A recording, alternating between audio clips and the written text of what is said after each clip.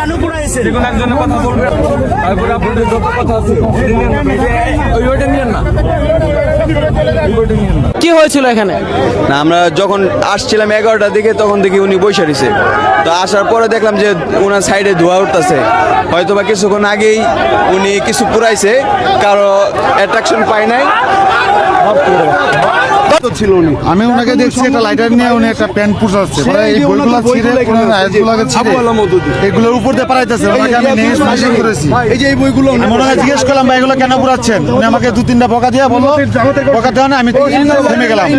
2-3 জন নিয়ে 3-4 জন মিলে পরে আমি এগুলো হাতে নিচ্ছি। আমাকে তারপর ওনাকে নিষেধ করা যায়, তারপরেও মানে না। এরকম অনেকগুলো নিউজ দেখলাম, এবং যে ছেলেটা কোরআন পুড়িয়েছে এবং কোরআনের উপর পা রেখেছে সেই ছেলেটা কিছু বলতে চেয়েছিল। তাকে যখন জিজ্ঞেস করা হলো যে আপনি কেন এই কাজটা করলেন, তো সে কিছু বলতে চেয়েছিল, কিন্তু আমি সেটা শুনতে পারলাম না। কোরআন কেন পুরালেন আপনি? কোরআন কেন পুরাইছেন? যে কোনো একজনের কথা বলবে আর পুরো আপনাদের যত কথা আছে ওইটা নিয়েন না। প্রায়শই এরকম ঘটনা ঘটে, আপনারা দেখবেন বাংলাদেশে লক্ষ লক্ষ মানুষ আছে যারা কোরআনকে পোড়াতে চায়, কিন্তু তারা পরিস্থিতি কি হবে, পরিণাম কি হবে সেই দিকে লক্ষ্য রেখে সেই ভয়ে আতঙ্কে তারা এই কাজটা করেন না। কিছু কিছু সাহসী মানুষ করে ফেলেন। তো এখানে আমি দেখলাম যে আরেকটা নিউজ, আমি আরেকটা দেখেছি, এই যে এখানে দর্শক দেখতে পাচ্ছেন এখানে একজন কোরআন পুড়িয়েছিল টিএসসি চত্বরে, তাকে পুলিশ কিন্তু হেফাজতে নিয়ে যাচ্ছে, আর তাকে কিন্তু সাধারণ জনতা কিন্তু মারধর করছে, এবং ওনাকে কোরআন পড়ানোর কারণে কিন্তু প্রকাশ্যে কিন্তু মানুষ মারধর করছে দর্শক, যেমনটি দেখতে পাচ্ছেন। এবং শাহবাগ থানার পুলিশ কিন্তু তাদেরকে নিয়ে যাচ্ছে দর্শক।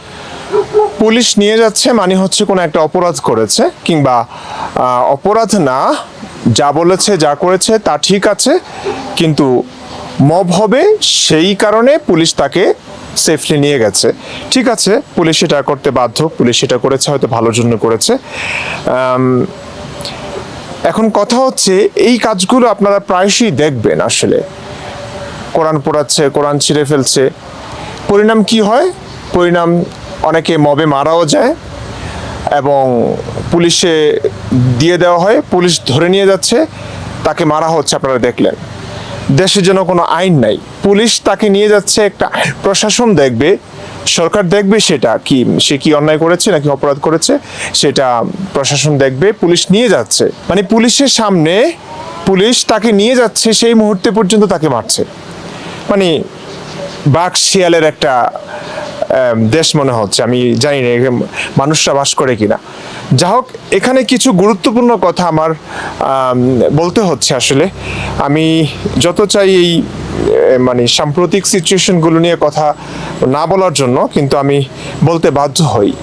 আমি চাচ্ছি যে ইসলামের কালো অধ্যায়গুলো, ইসলামের যে দিকগুলো মানুষ আলেমরা উন্মোচন করছেন না, বলছেন না, সেই ব্যাপারগুলো নিয়ে একটু আলোচনা করতে চাইছিলাম একাডেমিকভাবে, কিন্তু দেখলাম যে না, একভাবে আমাদের দেশের একটা মানুষকে মেরে ফেলা হচ্ছে, আমাদের দেশের একটা মানুষকে পেটাচ্ছে, শুধুমাত্র 1450 বছর আগে এক মোহাম্মদ আল্লাহর নাম করে নিজের প্রয়োজন পূরণ করেছেন, স্বার্থ হাসিল করেছেন। সেই গ্রন্থের নাম হচ্ছে কোরআন। সেই গ্রন্থকে পড়ালে, সেই কোরআনকে পড়ালে, সেই কোরআনকে অবমাননা করলে তার উপর এমন অত্যাচার নিপীড়ন হচ্ছে, এটা আসলে মানা যায় না। কি পরিমাণ কোরআনের প্রতি ঘৃণা থাকলে এই কাজটা করতে পারে সেটা বলাই বাহুল্য, বুঝতেই পারছেন। কারণ যারা এই কাজটা করেন তারা জানেন যে পরিণামে কি হবে। এখানে একটা ছেলে দেখলাম বলছে যে অ্যাটেনশন পাওয়ার জন্য নাকি করেছে। আপনি চিন্তা করেছেন মানুষের মস্তিষ্ক কিভাবে কাজ করে, কিছু মানুষের আইকিউ কোন লেভেলের? এই যে বাংলাদেশে যে ঘটনাগুলো ঘটছে, এরকম ঘটনার কারণে যে পরিণামটা হচ্ছে, ভালো হচ্ছে না, কিন্তু কিছু মানুষ মরে যাচ্ছে, কিছু মানুষকে মেরে ফেলা হচ্ছে। এটা জানবার পরেও কিন্তু ঘৃণাকে, তার আবেগকে নিয়ন্ত্রণ করতে পারে না। হয়তো কোরআনের প্রতি এতই ঘৃণা তার, কোরআনকে পুড়িয়ে ফেলছে, কোরআনকে বাথরুমে ফেলছে কেউ, কোরআনের উপর পা রাখছে কেউ, এরকম কাজগুলো করছে, অসামাজিক কাজগুলো করছে। এখানে অ্যাটেনশন পাবার কোনো কিছুই নাই। সবাই প্রাণকে ভালোবাসে, জীবনকে ভালোবাসে, কেউ তার জীবনকে বাজি রেখে এমন কাজ করতে চাইবে না। যারা করছে তারা নিতান্তই বাধ্য হয়ে করছে, আবেগকে কন্ট্রোল করতে না পেরে। যা হোক, এই আবেগ নিয়ন্ত্রণ করতে শিখো। এই কাজটার সাপোর্টার আমি না, একদমই সাপোর্ট করতে পারি না। কোরআনের প্রতি ঘৃণা থাকতেই পারে, কোরআনে এমন কিছু আছে মানবতার জন্য হুমকি স্বরূপ। হ্যাঁ, অমুসলিমদের সঙ্গে যুদ্ধের কথা বলা হয়েছে, নবীর ব্যক্তিগত জীবন নিয়ে ভরপুর কোরআনের আয়াত। হ্যাঁ, পুত্রবধূকে পছন্দ হয়েছে, সমাজের কারণে বিয়ে করতে পারছে না, আল্লাহর পক্ষ থেকে আয়াত নাজিল করে বিয়ে করে ফেলেছে, সমাজের সমালোচনা, মুখ বন্ধ করেছে, অনেক কিছু। দাসী সেক্স করতে চেয়েছে, স্ত্রীদের বাধায় করতে পারছিল না, আল্লাহর পক্ষ থেকে আয়াত নাজিল করে দাসী সেক্সটাকে বৈধ করে নিয়েছেন তার জন্য। এরকম অসংখ্য আয়াত আছে। স্ত্রীরা কখনো তার প্রতি নারাজ হয়েছে, স্ত্রীদেরকে ধমকি দিয়ে আয়াত নাজিল হয়েছে, সূরা নাজিল হয়েছে, তাদেরকে তালাকের ধমকি দিয়ে সূরা নাজিল হয়ে গেছে। সূরা তালাক নামে একটা সূরাই আছে। তো এরকম অসংখ্য কোরআনে এসবই আছে। হ্যাঁ, যারা কোরআনকে বিজ্ঞানের সঙ্গে মেলানোর চেষ্টা করেন তারা শুধুমাত্র জাস্ট গোজামিল দিয়ে কোরআনের সঙ্গে বিজ্ঞানের মিল দেখান, সেটা তাদের একটা ব্যবসা। কোরআনে অলৌকিক বলতে কিচ্ছু নাই, একটা আয়াতও যদি থাকতো আমি ইসলামই ত্যাগ করতাম না। এখন আমি যে কথাগুলো বলতে চাই, বাংলাদেশ সরকার, তারেক রহমান আমার খুব পছন্দের একজন মানুষ, খুব বিনয়ী মনে হয় লোকটাকে। আমি জানি না কতটা তিনি মন থেকে করেন, কিন্তু যা দেখছি কথাবার্তা আমার খুবই ভালো লাগে। আমি খুব আশাবাদী তারেক রহমানকে নিয়ে, বাংলাদেশ সুন্দর একটা বাংলাদেশের জন্য। আচ্ছা, যা হোক, তারেক রহমান কিন্তু বলেছিলেন এই দেশ হিন্দু, বৌদ্ধ, খ্রিস্টান, মুসলিম সকলের দেশ, এই দেশ অবিশ্বাসী, সংশয়বাদী ওদেরও দেশ। মানে এই দেশে সকলে, বিশ্বাসী, অবিশ্বাসী, মুসলিম, অমুসলিম সকলে সুন্দরভাবে বসবাস করতে পারবে। এই দেশ কোনো মুসলিমদের দেশ না, হিন্দুদের দেশ না, কোনো একটা নির্দিষ্ট ধর্মের দেশ না। এই দেশ মানুষের, সকল ধরনের মানুষের এখানে থাকবার অধিকার আছে, সুন্দরভাবে বাঁচবার অধিকার আছে।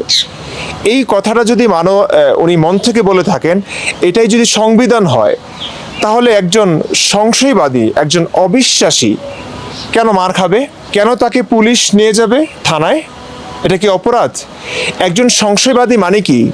সে তার ইসলাম নিয়ে, সে তার ধর্ম নিয়ে সংশয় প্রকাশ করছে। 1450 বছর আগে একজন নবী নিজেই দাবি করেছে তার কাছে জিব্রাইল আসে, নিজেই দাবি করেছে জিব্রাইল নাকি আল্লাহর পক্ষ থেকে এসেছে। এই কোরআন কার? তিনি বলেছেন এটা আল্লাহর পক্ষ থেকে আসে। সাক্ষীকে জিব্রাইল। জিব্রাইলকে কে দেখেছে? নবী নিজেই। মানে সব কিছুই নবী নিজেই। এখন একজন মানুষ, কোরআনের হাজার অবৈজ্ঞানিক ব্যাপার আছে, বিধান আছে এবং অসঙ্গতি আছে, স্ববিরোধিতা আছে। কোরআনের যে স্ট্যান্ডার্ড, সেই স্ট্যান্ডার্ড অনুযায়ী কোরআনের স্ববিরোধী হাজার আয়াত আছে, হাদিসে আছে, ইসলামে আছে। এখন একজন সংশয়বাদী এসব নিয়ে তো তার আলোচনা থাকবেই। কথা বোঝেননি? একজন মুসলিম যেমন বিশ্বাসের কথা বলে, মানুষকে কোরআন হাদিসের কথা শোনাতে পারে, নবী রাসূলদের কথা শোনাতে পারে, কোরআন হাদিসে যা বলা আছে অযৌক্তিক হলেও সেগুলো বলছেন, বলবার অধিকার তাদের আছে। মাহফিলে মানুষকে একদম সুর করে মানুষকে ইসলামের কথা শোনাচ্ছেন, ঠিক আছে, এই অধিকার তাদের আছে।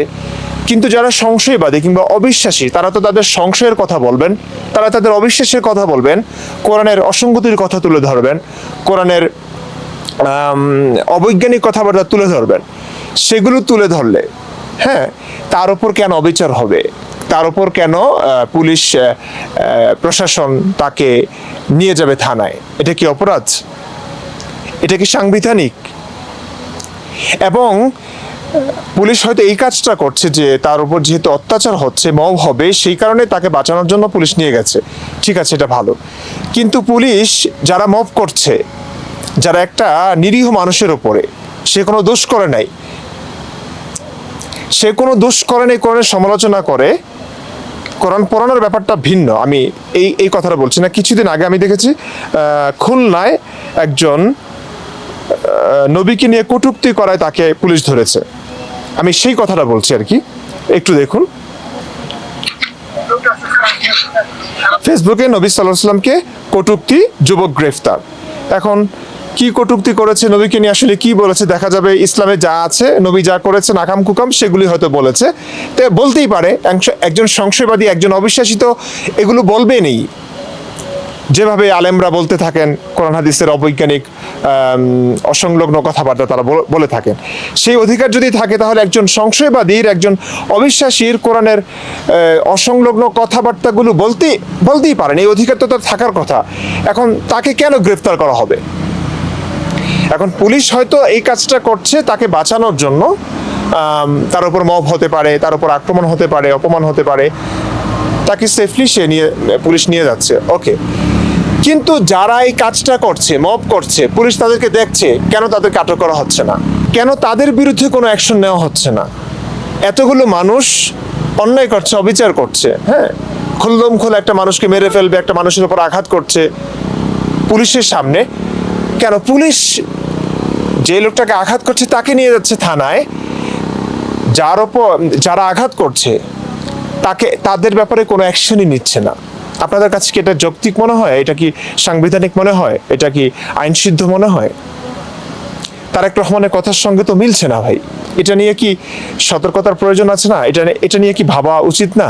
এবার আসি কোরআন পোড়ানো, কোরআনে লাথি মারা, কোরআনে পা রাখা, এই ব্যাপারগুলো আসলে আপনারা কেন করছেন? কোরআনের প্রতি বিদ্বেষ থাকাটা খুব স্বাভাবিক, কারণ কোরআন আপনাকে মারতে বলছে, হ্যাঁ, কোরআন আপনার মানবাধিকার লঙ্ঘন করে আপনাকে মেরে ফেলতে বলছে, সেই কোরআনের প্রতি আপনার ঘৃণা থাকাটা খুব স্বাভাবিক। কিন্তু কোরআন পুড়িয়ে আপনার কি লাভটা হবে বলুন তো? যারা এই সমস্ত কাজগুলো করছেন, মানে আপনারা কেন করছেন? আবেগটা কি একটু যদি কন্ট্রোল করতে না পারেন তাহলে তো সমস্যা ভাই। কোরআনের প্রতি বিদ্বেষ, ইসলামের প্রতি বিদ্বেষ, নবীর প্রতি বিদ্বেষ, সব কিছু নর্মাল, হ্যাঁ, এটা মানলাম, কিন্তু আপনারা কোরআনের প্রতি এই ঘৃণা, বিদ্বেষ, এটাকে আপনারা অন্যভাবে প্রকাশ করতে পারেন না?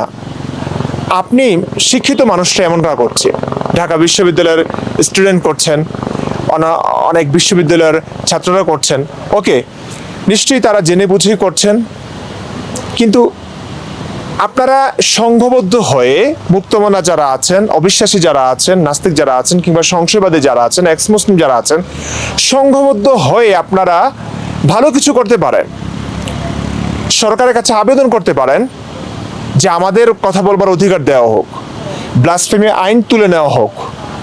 কারণ ইসলাম যদি অমানবিক হয়, ইসলাম যদি মানবতা বিরোধী হয়, তাহলে সেই মানবতার জন্য, মানবতার রক্ষার জন্য আপনাকে ইসলামের বিরোধিতা করতেই হবে, ধর্মের সমালোচনা করতেই হবে। উদাহরণস্বরূপ আমি বলছি, বর্তমানে আপনার বোনকে যদি, আপনার 6 বছরের বোনকে যদি কোনো একজন 53 বছরের বুড়ো হুজুর যদি বিয়ে করতে চায়, আপনি এটা সাপোর্ট করবেন না, আপনি আপনার বোনকে তার হাতে তুলে দিবেন না। এবং সোশ্যাল মিডিয়া যদি আমরা দেখেছি যে কোনো একজন বৃদ্ধ মানুষ, অতি বৃদ্ধ মানুষ, মুখ ভর্তি দাড়ি নিয়ে, সাদা দাড়ি নিয়ে কচি একটা মেয়েকে বিয়ে করছে, আমরা সেটাকে নিয়ে কিন্তু সমালোচনা করছি। এই সমালোচনা করাটা কি অন্যায়? সেম কাজ তো নবীর ক্ষেত্রে হয়েছে ভাই। এখন নবী যারা বিশ্বাসী তাদের কাছে নবী, কিন্তু অবিশ্বাসীদের কাছে তো তিনি নবী না, শুধুমাত্র একজন, কি বলবো, ওই আসাদ নূর বলেছিলেন মরুর ডাকাত। হ্যাঁ, একজন ডাকাত, শুধুমাত্র ডাকাতির ক্ষেত্রে আধ্যাত্মিকতাকে ব্যবহার করেছেন, ব্যাস এটুকুই পার্থক্য। আমরা সংশয়বাদী, আমরা অবিশ্বাসী, আমাদের কাছে বাস্তবতা এটাই, এবং আমাদের কাছে হাজার প্রমাণ আছে। কিন্তু আমাদেরকে কথা বলবার অধিকার দিতে হবে তো, স্বাধীনতা দিতে হবে তো। আপনারা সংঘবদ্ধ হয়ে কিছু করুন, কোরআনের হাজার অযৌক্তিক বিধিবিধান আছে, সেগুলো নিয়ে আলোচনা করতে পারেন। আপনাদের কাছে ক্যামেরা আছে এখন, কোরআন পুড়িয়ে আপনারা কি করবেন ভাই? একটু বলুন তো। আপনারা যে কোরআন পড়াচ্ছেন, আপনাদের কোরআনে যা লেখা আছে সেটার প্রতি আপনাদের ঘৃণা থাকতে পারে, কিন্তু কোরআন যে পাতাটা, হ্যাঁ, এই কাগজটা তো নিরীহ, এই কাগজটা তো একটা দামি জিনিস। এই কাগজে যা লেখা আছে সেটা হয়তো দাম নেই, সেটা হয়তো মানবতার জন্য হুমকি স্বরূপ, আপনি সেটাকে ঘৃণা করতে পারেন, কিন্তু যে কাগজে লেখা আছে সেই কাগজটা কিন্তু দামি জিনিস। গাছ কেটে কাগজ হয়, হ্যাঁ, মানে এই কাগজটার তৈরির পিছনে কিন্তু কিছু গাছের বলিদান হয়েছে। গাছ আমাদের মানব জাতির জন্য কতটা উপকারী আপনি জানেন। একটা গাছকে কাটা তো উচিত না, সেই গাছগুলো কেটে কাগজ বানানো হয়, সেই কাগজটা আপনি পুড়িয়ে ফেলছেন, পোড়ালে কোনো লাভ নেই ভাই। একটু প্র্যাকটিক্যাল চিন্তা করুন, পোড়ালে কোনো লাভ নেই। আপনি এটাকে দিয়ে আপনি ঘরের জিনিসপত্র মুছতে পারেন, আপনি টিস্যু পেপার হিসেবে ব্যবহার করতে পারেন বাথরুমে, আমি এটাকে সাপোর্ট করব, কারণ কাজে লাগছে আপনার। হ্যাঁ, কিন্তু পুড়িয়ে ফেললে কাগজ পুড়ছে, আমি এটাকে মানবতা বিরোধী মনে করি। এই কাজটা করবেন না। এবং যারা কোরআন পুড়িয়েছেন, ইতিপূর্বে যারা পুড়িয়েছেন, এখন যে ভাইটা পুড়িয়েছেন, তার এটার জন্য বিচার হতে পারে যে তিনি কাগজ কেন পোড়ালেন। কাগজ তো দামি জিনিস, কাগজ পোড়ানো ঠিক না। হ্যাঁ, এই কাজটার জন্য তার লঘু শাস্তির ব্যবস্থা হতে পারে, কিন্তু এর বেশি না। বাংলাদেশের সংবিধান যা বলছে, তারেক রহমানের কথা যদি সত্যি হয়, সেটা যদি সাংবিধানিক হয়, তাহলে যে কোনো অবিশ্বাসী, যে কোনো সংশয়বাদী, যে কোনো এক্স মুসলিম নাস্তিকের এমন সাজা হওয়া উচিত না। তাদের এই অধিকার থাকা উচিত, তারা ধর্মের সমালোচনা করবেন। ধর্মের সমালোচনা মানেই হচ্ছে নবীকে নিয়ে সমালোচনা করতে হবে। ধর্ম বলতে নবী মোহাম্মদকেই বোঝানো হয়। দেখুন, কোরআন এটা নবীর কাছ থেকে আমরা শুনেছি যে এটা আল্লাহর পক্ষ থেকে এসেছে, এটা নাকি জিব্রাইল নিয়ে এসেছে। কোরআন হাদিস তো নবীর মুখ নিঃসৃত বাণী। তার মানে হচ্ছে একজন মানুষই পুরা ইসলাম কেন্দ্রিক, ইসলামের পিছনে একজন মানুষই আছে, সৃষ্টিকর্তা না। সৃষ্টিকর্তা একজন থাকলে তার সঙ্গে আমার কোনো শত্রুতা নেই, তার জন্য জীবন বিলিয়ে দিতে আমি রাজি আছি। তিনি আমার সুন্দর দুটি চোখ দিয়েছেন, যে চোখ দিয়ে আমি এই সুন্দর পৃথিবীকে দেখতে পারি। তিনি আমার এত সুন্দর বডি দিয়েছেন, এটা দিয়ে আমি কত কিছু উপভোগ করতে পারি, একটা সুন্দর জীবন। কেন তার প্রতি আমার শত্রুতা থাকবে? কেন আমি তার প্রতি কৃতজ্ঞ হব না? কিন্তু অবিশ্বাসী যারা, আমরা সংশয়বাদী যারা, তাদের কাছে প্রমাণ নেই যে এটা আল্লাহ প্রদত্ত কিংবা মহাবিশ্বের স্রষ্টা কর্তৃক একটি ধর্ম, এমন কোনো প্রমাণ নেই। বরং এর বিপরীত প্রমাণ আছে। হাজার অসঙ্গতি, সব বিরোধিতা আমরা দেখতে পেয়েছি, সেই কারণে আমরা বিশ্বাস করি না। এইটুকু বলবার অধিকার তো আমাদের থাকা উচিত এবং রাষ্ট্রের দেওয়া উচিত। তারেক রহমান বলেছেন দিবেন। এই দেশ যদি সংশয়বাদীর হয়, এই দেশ যদি অবিশ্বাসীদেরও হয়, হিন্দু, মুসলিম, বৌদ্ধ, খ্রিস্টান, অন্যান্য ধর্মাবলম্বীদের সাথে, তাহলে অবিশ্বাসী এবং নাস্তিকদের কথা বলবার অধিকারও থাকা উচিত। ধার্মিকরা ধর্মের কথা বলতে পারছে, অবিশ্বাসীরা অবিশ্বাসের পক্ষে কথা বলতে পারবে। এই অধিকার তো তারেক রহমানের কথা অনুযায়ী আমরা পাচ্ছি। তাহলে আপনাদের কেন কোরআন পড়াতে হবে? সংঘবদ্ধ হয়ে ভালোভাবে কাজ করা যায় ভাই, একটু বুঝুন, ভবিষ্যতে যেন এমন কোনো ঘটনা না হয়। আমি আপনাদের ফিলিংস বুঝি যে কোরআনের প্রতি ঘৃণা থাকতেই পারে, যে কোরআনের জন্য পৃথিবীতে এত মারামারি হচ্ছে, এত জঙ্গিবাদ তৈরি হচ্ছে এই কোরআন থেকেই। তো সেই কোরআনের প্রতি মানুষ হিসেবে আপনার ঘৃণা থাকাটা এটা অপরিহার্য আমি মনে করছি, যাদের চোখ অন্তত খুলেছে, যারা অন্ধবিশ্বাসী নন। কিন্তু কোরআন পোড়ালে, কোরআনে লাথি মারলে কোনো সমস্যাই হয় না, কোনো সমাধানই হয় না ভাই, কোনো সমাধানই হয় না, বরং সমস্যার সৃষ্টি হচ্ছে, আপনাদের জীবনের সমস্যার সৃষ্টি হচ্ছে এবং কোনো একটা মানুষের পরিবর্তন হচ্ছে না। ভালোবেসে মানুষকে বোঝানোর চেষ্টা করতে পারেন, আপনি কন্টেন্ট বানাতে পারেন, সংঘবদ্ধ হয়ে সরকারকে জানাতে পারেন যে আমরা এত সংখ্যা এত বেশি, তখন সরকার অনেকটা গুরুত্ব দিবে। আমরা সংখ্যা লঘু বলেই কিন্তু সরকার দিতে পারছে না, চাইলেও দিতে পারছে না। কারণ সরকার যিনি আমাদের বাংলাদেশের, যিনি হবেন, ওই সংখ্যাগরিষ্ঠ লোকদের পক্ষেই তাকে কথা বলতে হয়। কারণ সরকারও ভয় পায়, জনগণ, এই মুসলিমরা এত হিংস্র, ওই সরকার মসনদে বসে থাকবার জন্য আসলে এদের তোষণ করতেই হবে। এটা মানে পৃথিবীর রাজনীতির এটা একটা অংশ। এখন আমরা যতক্ষণ না একটু সংখ্যা লঘু থেকে, সংখ্যা বিরল থেকে মোটামুটি নির্দিষ্ট একটা সংখ্যা সরকারকে দেখাতে না পারবো যে আমরা অনেক পরিমাণ, যথেষ্ট পরিমাণ আছি সংশয়বাদী।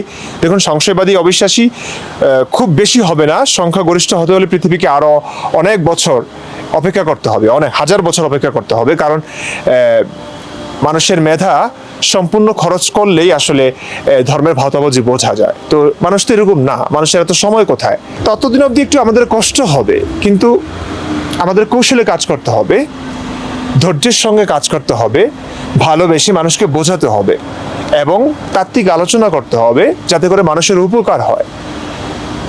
1450 বছরের ময়লা একদিনে যাবে না ভাই। অন্তত কোরআন পুড়িয়ে এই ধর্মান্ধতা আপনি দূর করতে পারবেন না। কোরআনের লাথি মেরে তো মুসলিমদের অনুভূতিতে আঘাত দিয়ে আপনি পারবেন না। আমাদের কথা বলবার স্বাধীনতা আমাদের অর্জন করে নিতে হবে, এর জন্য প্রতিবাদ গড়ে তুলতে হবে, এর জন্য সংঘবদ্ধ হতে হবে। আমি অনেক চেষ্টা করেছি, কন্টেন্ট বানাই, আসলে সুযোগ পাই না।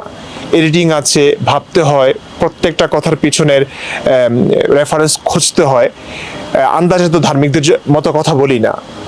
তো এই কারণে আসলে আমাদের খুব একটা সময় হয় না। তারপরে আমি সময় দেওয়ার জন্য চেষ্টা করেছি। আমার একটা আমার রিয়েল আইডি যে ফেসবুক আইডি, অনেকে আমার সঙ্গে যোগাযোগ করতে চান, কথা বলতে চান। আমারও কথা বলা উচিত বলে মনে করি, কারণ অনেক জ্ঞানীগুণী মানুষ আছেন, তাদের দিক নির্দেশনা নিলে আমিও ভালোভাবে কাজ করতে পারবো। তো যা হোক, সেই জন্য আমি একটা ফেসবুক আইডি যেটা আমার রিয়েল, সেটা তো মুমিন ভাইরা নিয়ে গেছে, এখনো পর্যন্ত ফেরত পাইনি। নতুন একটা আইডি খুলেছি, এটা ভাবছিলাম জানান দিব না, ইউটিউবে পোস্ট করেছিলাম, কিন্তু তারপর হচ্ছে আমার কথা বলো যে ফেসবুক পেজটা, সেখান থেকেও পোস্ট করা হয়েছিল। তারপরেও কিছু মুমিন আর কিছু মুক্তমনা ভাই, অবিশ্বাসী ভাই আমাকে সেখানে মেসেজ করে তুইতুকারি করছে। সে কিন্তু নাস্তিক, মানে ভয়ে যে আমি সত্যি ইমরান বিন বশির কিনা আমাকে বারবার জেরা করছে। একজনের সঙ্গে আমার কথাবার্তা এরকম হয়েছে, সে আমাকে অলরেডি তুইতুকারি শুরু করে দিয়েছে। তার ধারণা যে আমি ইমরান বিন বশির সে যে নাস্তিকদের ডাটা নিচ্ছি, আমি তাদেরকে খুন করব। কষ্ট লাগে তাদের বোকামির কারণে। এটা খুব স্বাভাবিক হয়তো। তারপরে সে বলল যে আপনি এখনই একটা সেলফি দিন। আমি সেলফি দিলাম, আমার চশমা তখন ছিল না, আপনি ওই চশমা ছিল, তখন বলল যে চশমা খুলে একটা দিন, আমি দিলাম। তারপরে আমি সুন্দরভাবে তাকে বললাম যে আপনাকে একটা উপহার দিচ্ছি, ব্লগ দিলাম আমি। কারণ প্রচুর বিরক্ত লাগে ভাই, একে তো সময় হয় না, এর উপর আমার ইউটিউব চ্যানেলে, এই চ্যানেলটাতে আমি পোস্ট করেছি এই আইডি নিয়ে ইমরান বিন বশির সত্যি হব, এরপর আমার কথা বলো ফেসবুক পেজ থেকে পোস্ট করা হয়েছে, তার মানে আমি ইমরান বিন বশির, তারপরে তাদেরকে এত প্রুফ দিতে হচ্ছে। এগুলো সময় নষ্ট পায়, এগুলো মস্তিষ্ক নষ্ট করে ফেলে আমাদের। তো এরকম অনেক মানুষ আছে। ভয় পাওয়াটা স্বাভাবিক আমি জানি, কিন্তু এত ভয় পাওয়াটা আসলে মানায় না, হ্যাঁ। তো আপনারা এই যারা যোগাযোগ করতে চান, যারা আসলে সমাজের জন্য কাজ করতে চান, ধর্মান্ধতা দূর করে একটা মানবিক সমাজ রাষ্ট্র গড়ে তুলতে চান, তাদের জন্য, তাদের সঙ্গে আমারও কথা আছে। আমরা ঐক্যবদ্ধ হয়ে, সংঘবদ্ধ হয়ে কাজ করতে চাই। আমার এই আইডিটা ইমরান বশির নামেই আমি খুলেছি। এখন জানান দিচ্ছি, জানি না আবার মুমিনরা অ্যাটাক করবে, আক্রমণ করবে, কতদিন আছে আমি জানি না। এই আইডিটাতে আপনারা অ্যাড হয়ে নেবেন, এবং রিয়েল আইডি ফেরত পেলে তো আমি সেটাতেই যাব। সেখানে অনেক মানুষ আছেন, অ্যাড আছেন, তাদের সঙ্গে আমার কথাবার্তা হবে। আমরা চাচ্ছি অনলাইনে একটা সংঘবদ্ধ হয়ে অনলাইনে একটা গ্রুপ করব, সেখানে মুক্তমনা ভাইদেরকে শুধু বাছাই করে আমরা সেখানে অ্যাড দিব। তারপরে 100, 200, 500 যতজন মানুষ হয়, আমরা সংঘবদ্ধ হয়ে একটা কিছু করব।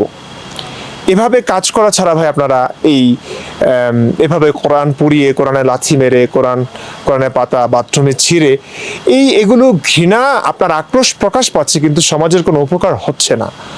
আশা করি আপনারা কথাগুলো বুঝতে পেরেছেন। সামনে এই কাজগুলো আমাদের দেখতে হবে না। আমি চাই একটু ভালোভাবে কাজ করুন, সমাজ পরিবর্তনের জন্য একটু কৌশলে, সম্মানের সঙ্গে, সামাজিকতার সঙ্গে কাজ করুন। ভালো থাকুন, সুস্থ থাকুন, দেখা হবে পরবর্তী ভিডিওতে।